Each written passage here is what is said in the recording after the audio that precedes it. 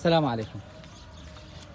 هاي المنهولة قبال الباب مالتنا، من يعني سووا التبليط قبل يومين، صار التبليط اللي جاي.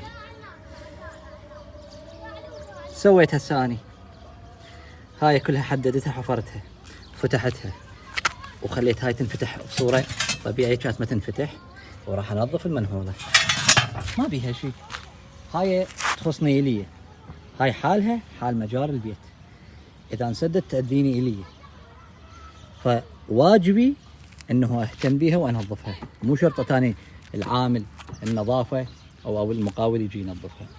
هاي بعد ما نظفنا البوري، نظفناها كلتين. بعد ما فتحنا المنهولة ورتبناها بهالشكل هذا، نظفنا المنهولة اللي كانت مسدودة من ورا، تعرفون صاب وتبليط، فمسدودة.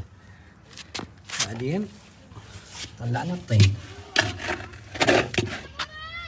فخلي يكون عندنا حس المسؤولية.